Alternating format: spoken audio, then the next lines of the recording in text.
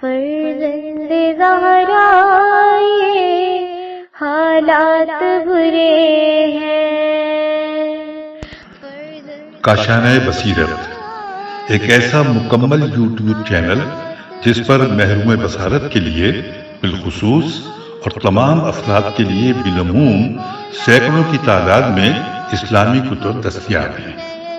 لہذا گزارش ہے کہ آپ اپنی ذمہ داری نبھاتے ہوئے کاشانہ بصیرت کو سبسکرائب کرنے کے ساتھ ساتھ بیل آئیکن کو پریس کیجیے تاکہ آپ علم کے حصول کے ساتھ ساتھ مذہب اہل بیت کی اشاعت میں بھی اہم کردار ادا کرتے رہیں۔ کاشانہ بصیرت۔ فرزند زہرا یہ حالات برے ہیں۔ Part 3. Why the Almighty Allah ordered angels to prostrate before Adam. The Almighty Allah ordered His angels to prostrate to Adam as a mark of respect while the latter was not visible to them. He ordered the angels to prostrate to Adam when he had made the soles of his proofs enter his loins. Thus, the prostration was like Allah's worship, Adam's obedience, and as a mark of honor for those souls which were present in the loin of Adam. Iblis refused to prostrate to Adam out of jealousy because Allah had made the loins of Adam source of his proof and did not do so to Shaitan's loins.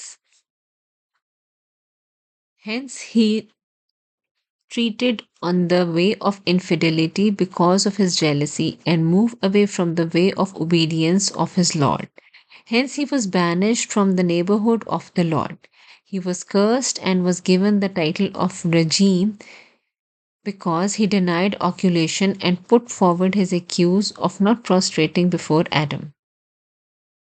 Now the translation is, I am better than he, thou hast created me of fire, while him thou create of dust.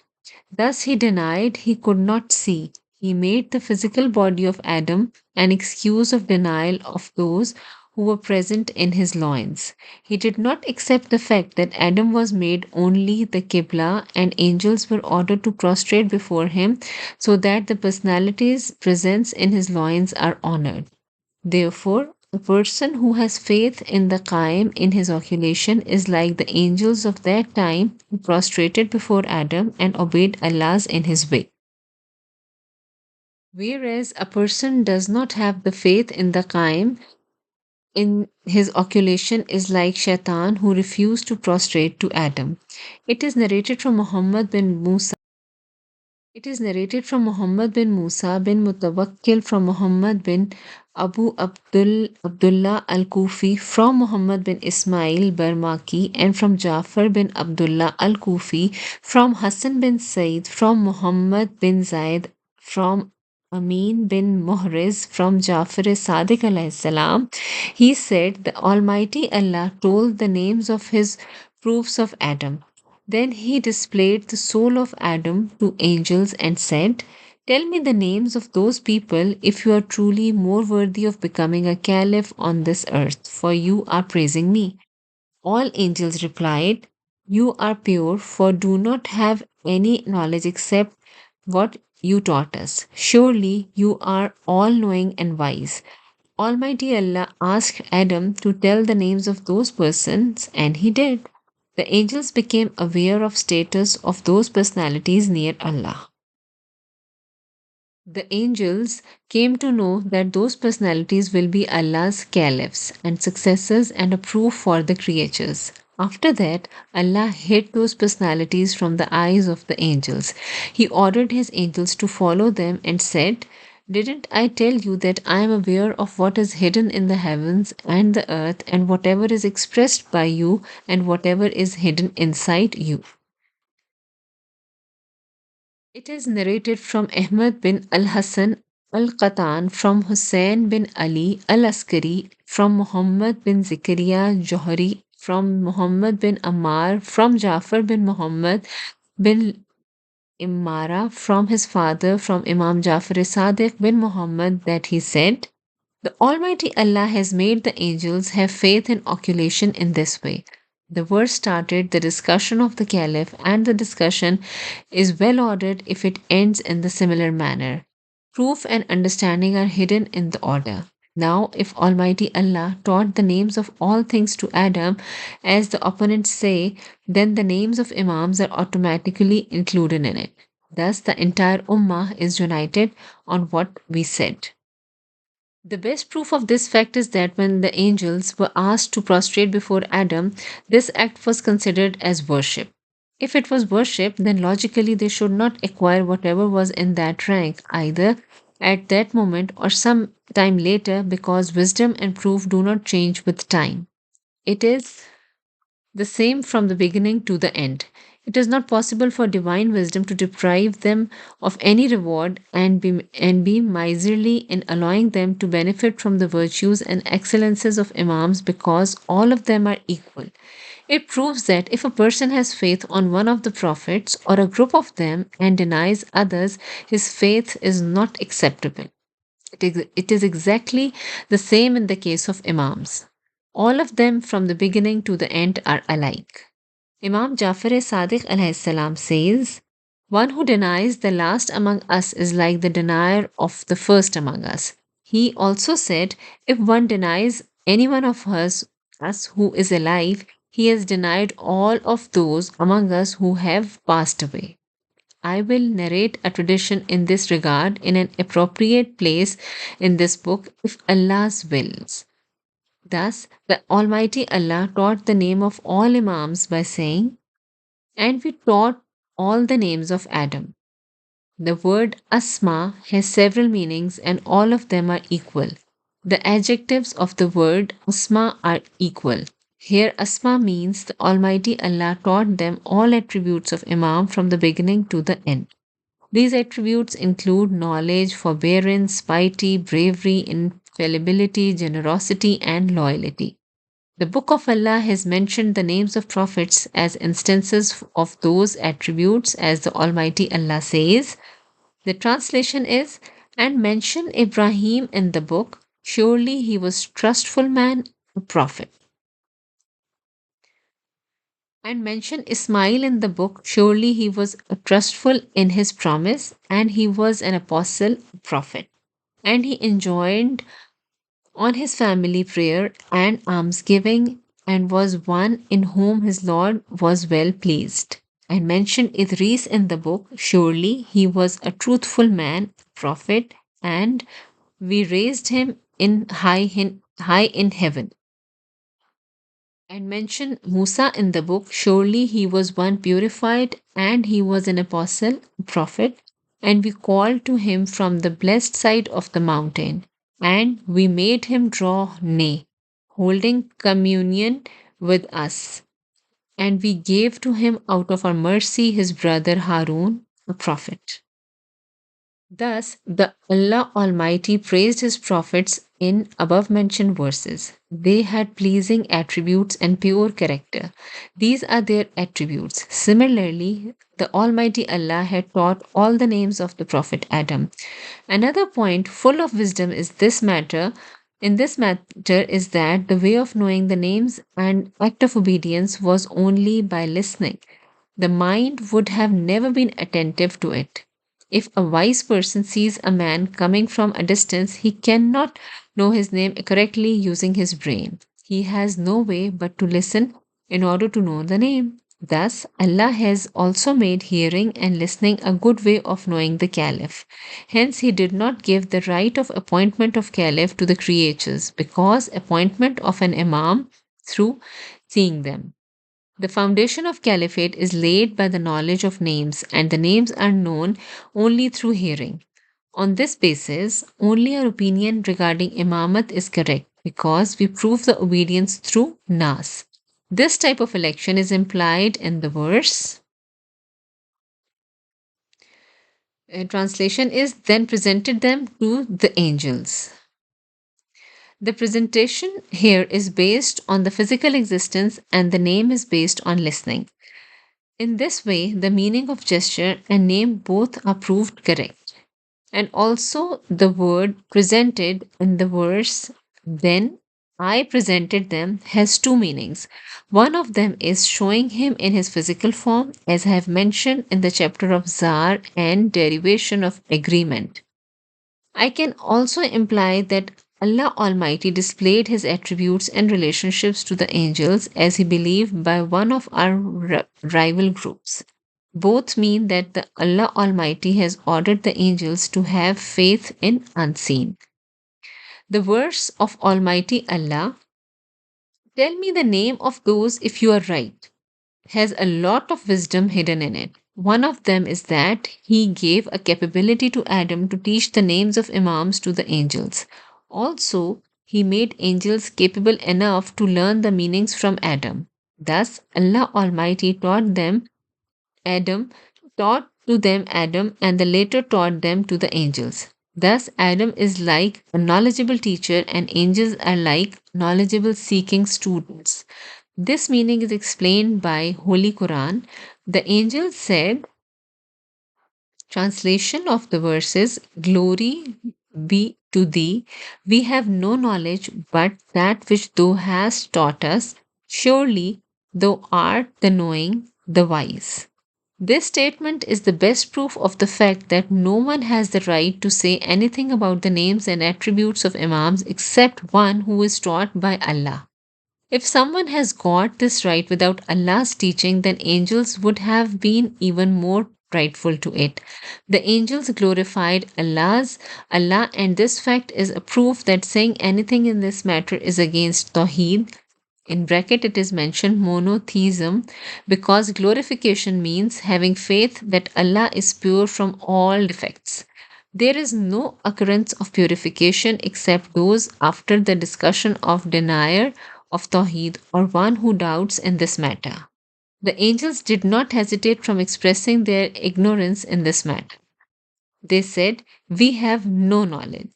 Thus, if a person shows that he has the knowledge but he does not have it, then Allah Almighty will make the stand of angels as an argument on him and will make them testify against him in this world and hereafter. The Almighty Allah made the angels capable enough to learn through the words of Adam, even though they were ignorant, and said, the translation is, O Adam, inform them of their names. A person in the city of Islam, in bracket it is mentioned Baghdad, told me the occultation of Qaim is prolonged and it is worrying us. Many people have turned away from the obedience because of this prolongation. What is happening? I replied. The practices of earlier ummas, in bracket is written nations, will become prevalent in this ummah one by one as narrated in many traditions of Holy Prophet.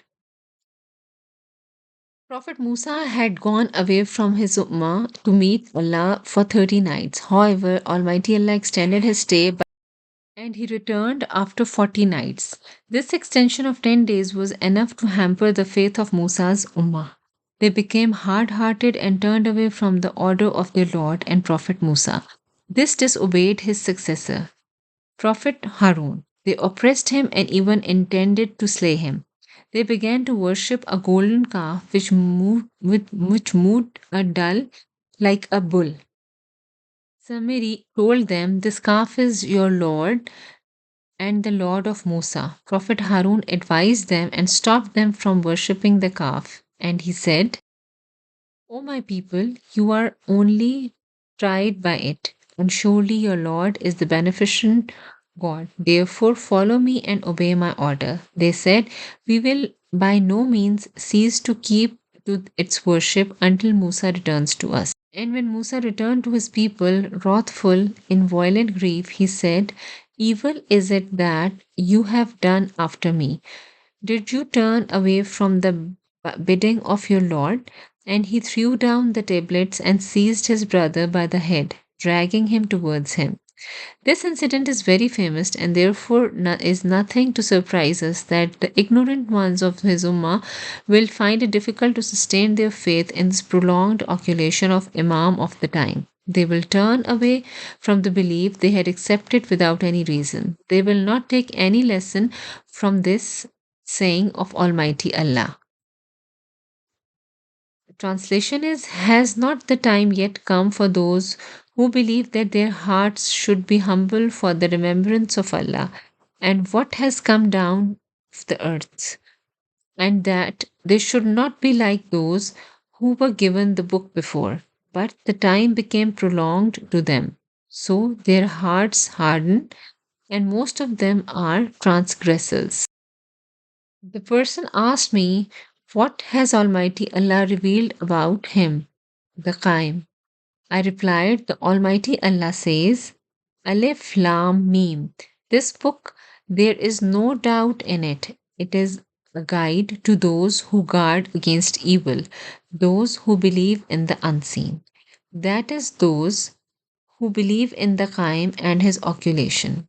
It is narrated from Muhammad bin Musa bin Mutawakkil, from Muhammad bin Yahya al Attar, from Ahmad bin Muhammad Isa, from Umar bin Abdul Aziz, from a number of people, from Daud ibn Khatir al Riki, from Abu Abdullah Imam Sadiq, that he said regarding the verse Alif Lam Mim, this book, there is no doubt in it, is a guide of those who guard against evil, those who believe in the unseen.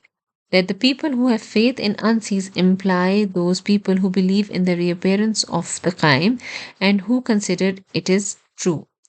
It is narrated from Ali bin Ahmad, from Muhammad bin Abu Abdullah al Kufi, from Musa bin Imran al Nakai, from his uncle Hussein bin Yazid, from Ali bin Abi Hamza, from Yahya Abdul Qasim, from Imam Jafar Sadiq bin Muhammad, that the latter was asked about the verse. Here the translation is Alif Lam Mim. This book, there is no doubt in it, is a guide of those who guard against evil, those who believe in the unseen. The Imam said he here the pious means the Shias of Ali, and the unseen implies the hidden proof of Allah. It is proved by the verse, and the translation is, and they say, why is not a sign sent to him from his Lord? Say, the unseen is only for Allah. Therefore, wait. Surely I too, with you, am of those who wait.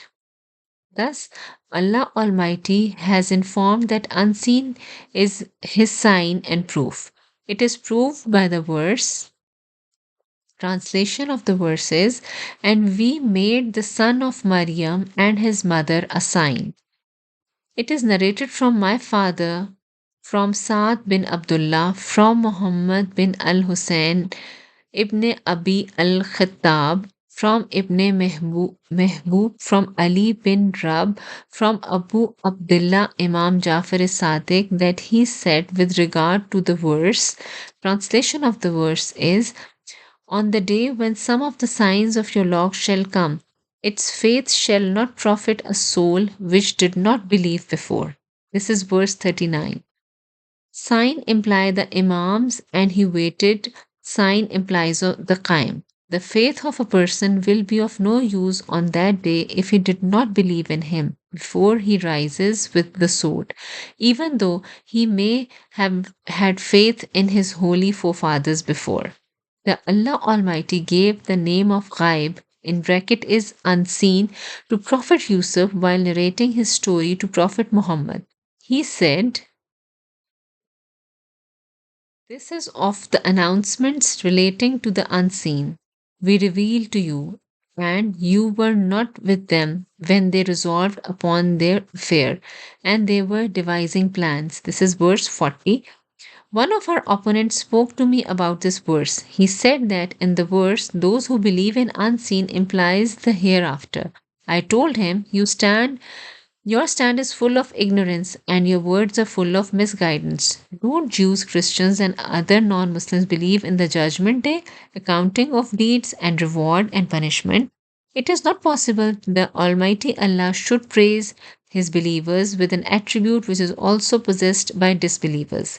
The Allah Almighty has praised the attributes of believers which is unique to them. Our next heading in this book is Necessity of Marifat. In bracket, it is written recognition of the Mahdi. The faith of a person will not be correct till he becomes aware of it. As Almighty Allah says, translation is, but he who bears witness of the truth and they know him. Verse 41. And also, Allah did not authenticate the testimony of people except when it was based on their knowledge and understanding.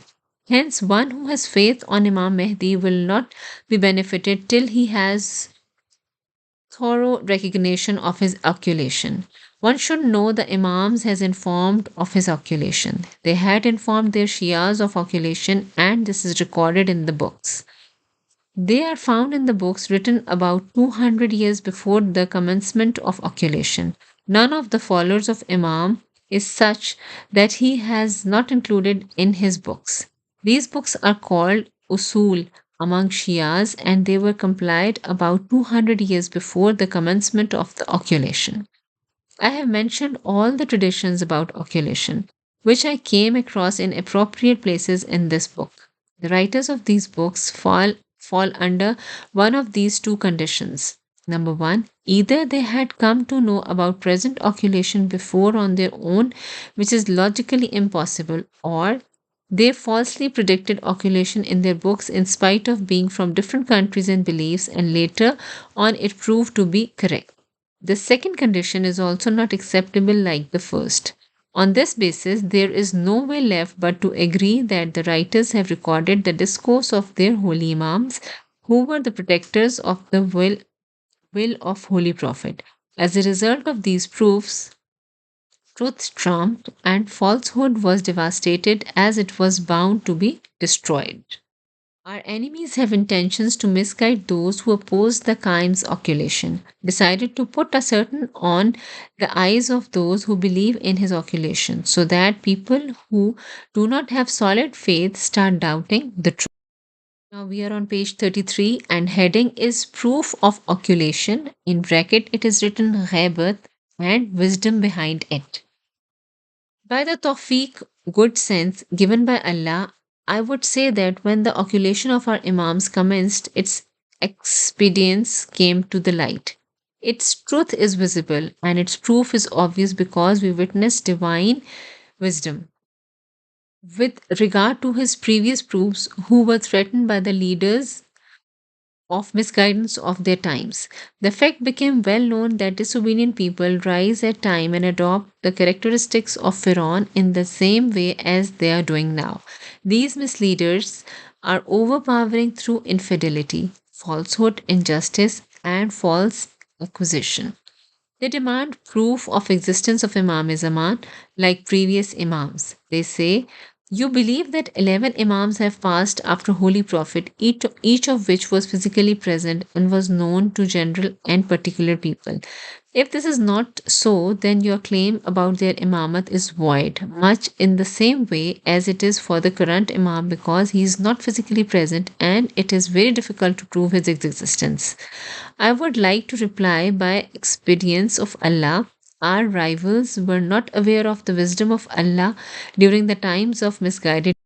They were unaware of the right path because it is proof that during the times of despotic rulers, the proof of Allah's appears in according to the circumstances of that time. On this basis, appearance of divine proof among general and particular people is as per the divine policy. If the circumstances are free of danger, then it is obligatory for the divine proof to appear physically and guide the people. However, if the circumstances are not risk free, then it is necessary for the divine proof to remain hidden, as we have seen in the case of many proofs of Allah from the time of Adam till date. Some of them were hidden while others are apparent. Many traditions have been narrated about them, and even the Holy Quran has mentioned about them. It is narrated from my father, from Saad bin Abdullah, from Ahmad bin Muhammad bin Khalid al Barqi, from his father, from Muhammad bin Sunan, from Ishaq bin Jurair, from Abdul Hamid ibn Abi Delam, from Imam Jafar bin Muhammad al Sadiq, that he said, O Abdul Hamid, some prophets propagated openly and some of them were hidden. Hence, you should supplicate through the sake of apparent as well as hidden messengers. The book of Allah supports the statement in this verse, and the translation is, "And we sent apostles we have mentioned to you before, and apostles we have not mentioned to you. And to Musa, Allah addressed his word, speaking to him." This is verse number 42. The proof of Allah from Adam till Prophet Ibrahim were appointed either openly or hidden from. Prophet Ibrahim was kept hidden by Allah and he was born secretly because there was no possibility of making the proof open during that time. Prophet Ibrahim did not disclose his mission or his personality during the rule of Namrud. Namrud used to kill the newborn children of his kingdom because he feared the arrival of a divine proof. Later on, Prophet Ibrahim revealed his personality and his mission when his occultation came to an end. It had become incumbent on on him to reveal his mission to the people so that the will of Allah regarding sending of his proof and completion of religion is executed. Prophet Ibrahim had many successors after him, who were divine proofs on the earth. Some of them were apparent and some hidden. This process continued till the time of Prophet Musa. Before the birth of Prophet Musa, Pharaoh started killing the newborn children of Bani Israel in order to eliminate Musa. This story became very famous and the news reached everywhere. Thus, Allah kept his birth hidden, and his mother left him to sail in the river as mentioned in the verse. The translation is, "And Pharaoh's family took him up." Verse number 43. Prophet Musa grew up near Pharaoh, and the latter did not recognize him. He went on killing the children of Bani Israel. Later on, Prophet Musa revealed his personality and invited people towards Allah. Prophet Musa also had a number of successors after him who were divine proofs. Some of them were apparent and some hidden. This process continued till the time of Prophet Isa. Prophet Isa expressed his personality at his birth itself. He did not keep himself hidden because there was no harm in expressing himself at that time. He also had some successors. Some of them were apparent and others were hidden till the arrival of Holy Prophet. The Almighty Allah addressed his Prophet in this verse. Translation is, "Not is said to you, but what was said indeed to the apostles before you." Verse number 44. The Allah Almighty also says, "This is our course with regard to those of our apostles whom we sent before you." Verse number 45. All doctrines of the previous prophets are included in the Sunnah of the Holy Prophet, and one of them is appointing a successor. Hence, the Holy Prophet appointed the successors and also informed that Imam Mahdi is the last among them, and that he would fill the earth with justice as much as it would have been filled with injustice. This narration is recorded by the entire Ummah.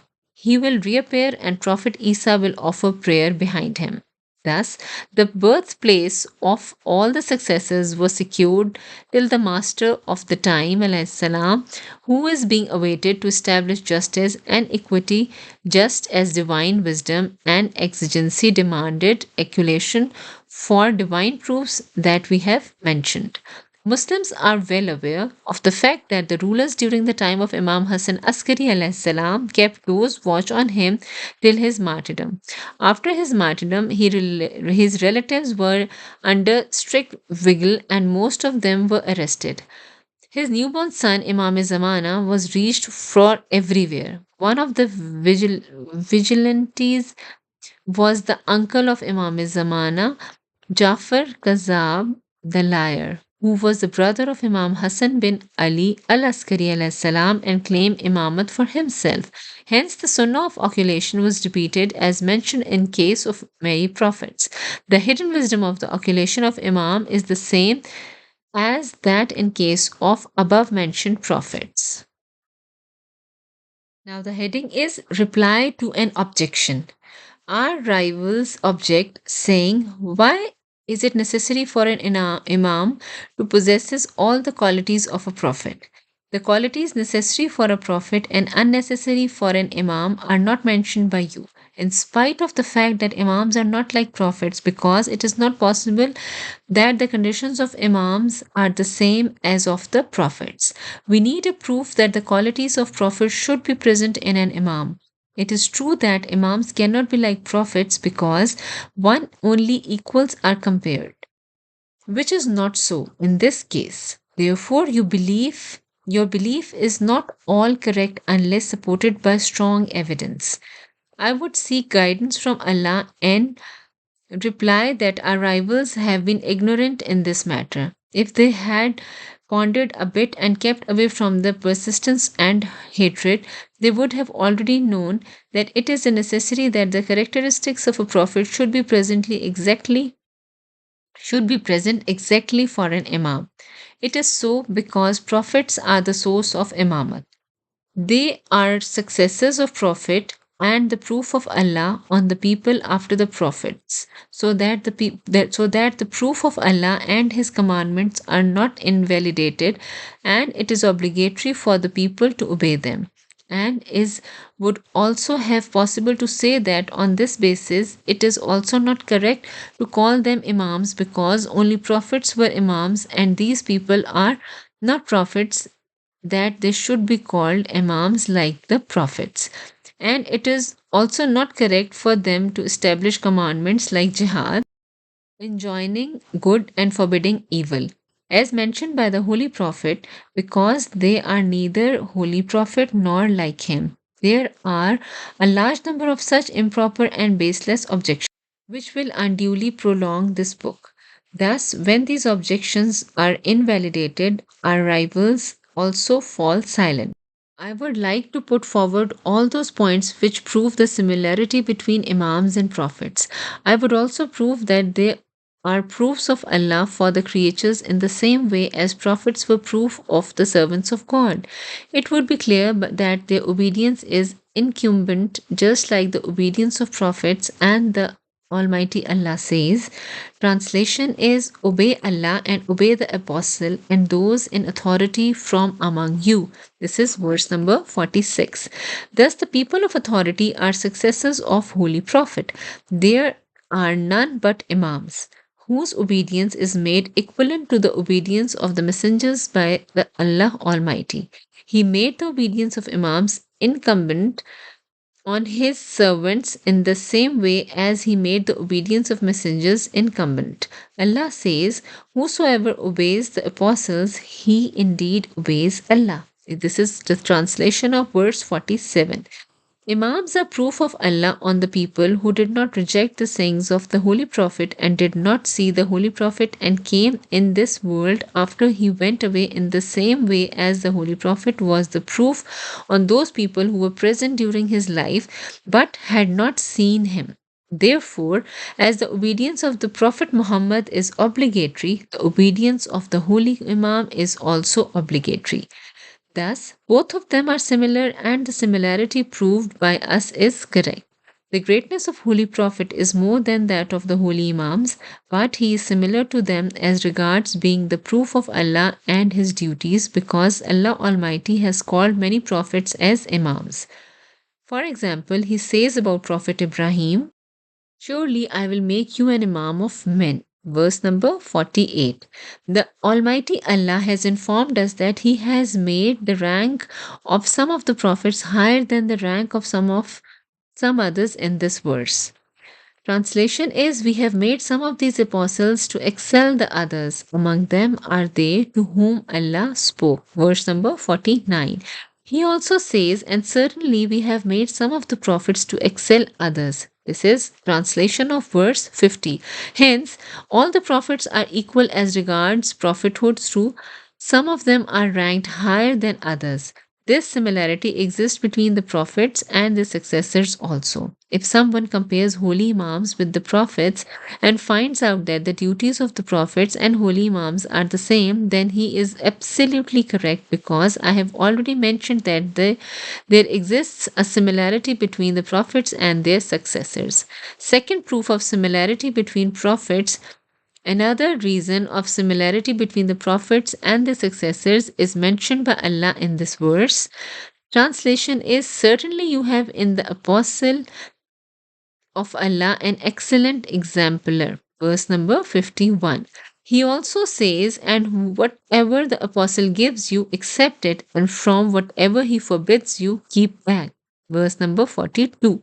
Thus, the Almighty Allah has ordered us to seek guidance from the Holy Prophet. He should act like the Holy Prophet, be it in deed or words.